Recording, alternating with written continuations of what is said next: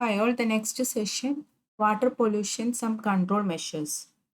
Some chemical methods that help in the control of water pollution are precipitation, the ion exchange process, reverse osmosis. As an individual, reusing, reducing, and recycling wherever possible will advance a long way in overcoming the effect of water pollution. What are the causes and effect of water pollution? Waterborne pathogens in the form of disease causing bacteria and viruses from human and animal waste are a major cause of illness from contaminated drinking water. Diseases spread by unsafe water include typhoid. Wastewater generated by household activity, industries, or garbage landfills is called sewage, which is classified as the municipal water pollution.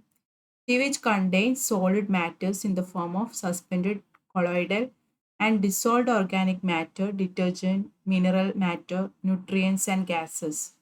Sewage is one of the major causes of waterborne diseases, and therefore, the treatment of sewage is one of the important tasks. For a long term treatment of municipal waste in the form of sewage involved mainly of the removal of suspended solids, oxygen demanding materials, and harmful bacteria. The treatment of this wastewater is carried out in the following three stages: primary treatment, secondary treatment, and tertiary treatment. The things you can do to reduce water pollution: first, do not dispose of household chemicals or cleaning agents down the sink or toilet. Do not flush pills, liquid, or powder medications or drugs down the toilet. And avoid using the toilet as a waste basket. And avoid using a garbage disposal. First, the primary treatment: when the wastewater is to be dumped off into a river or flowing stream, the treatment is carried out by sedimentation, coagulation, and filtration. This is known as primary treatment. If the water is required for drinking purposes, it has to undergo further treatment called secondary and tertiary treatment. The following steps are performed to do primary treatment of water. First, sedimentation. This step is carried out in large tanks specially built for this purpose in sewage treatment plant. The polluted water is allowed to settle so that silt, clay, and other matter settle to a bottom and water is slowly allowed to move out. Fine particles do not settle and are thus required to be removed in the next step. The next step is coagulation. Fine particles and colloidal suspension are combined into large particles by a process called coagulation. This step is carried out by the addition of special chemicals called coagulants, such as potassium. The large particles either settle to the bottom and are removed in the next step. The next is filtration. Suspended particles, bacteria, and other organisms are filtered by passing the water through a bed of sand or finely divided core or through some fibrous materials. The total impurities collected in this step are called sludge. It is used as a valuable fertilizer. On composting, it releases sludge gas. It consists mainly of methane gas, which is used for cooking purposes. Next is secondary or biological treatment. The water after primary treatment is not fit for drinking purposes and has to undergo further treatment. This is done through secondary or biological treatment. A commonly used method is to allow polluted water to spread over a large bed of stones and gravel so that the growth of different microorganisms needs nutrients and oxygen is encouraged. Over a period of time, a fast moving food chain is set up. For example, bacteria consume organic matter from the polluted water, and every form of life, including algae and fungi, help in the cleaning up process. This is called secondary treatment of water. It involves the following processes. First is softening. By this treatment, undesirable cations of calcium and magnesium are removed from hard waters. Either water is treated with lime and soda ash to precipitate calcium ions as carbonate, or it is passed through cation exchanges. Next is aeration. In this process, soft water is exposed to air.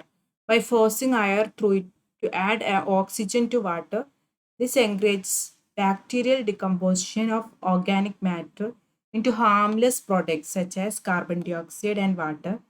The addition of oxygen reduces the carbon dioxide, sulfide, etc.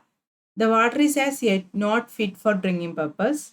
The pathogenic and other microorganisms need to be killed. This is done in the next treatment. The next treatment is tertiary treatment. So actually disinfecting water. Chlorine is the most commonly used disinfectant used for killing bacteria. However, chlorine also reacts with traces of organic matter present in water and forms undesirable chlorinated hydrocarbons.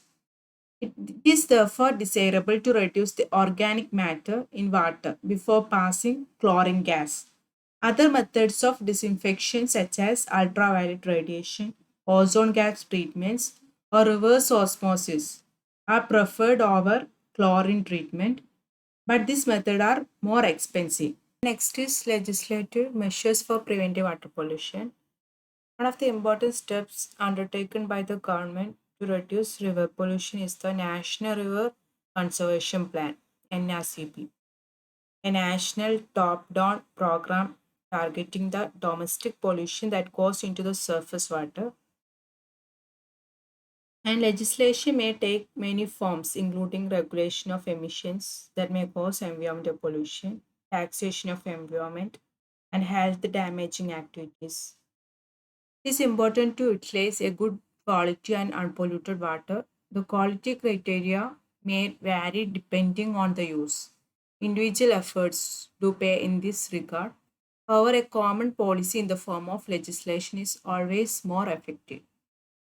And the general standards for water pollutants for discharge of effluents in water bodies on land, such as inland surface water, public sewers, and standards specific for each type of industry, and standards defined for the amount of wastewater to be discharged for different industries.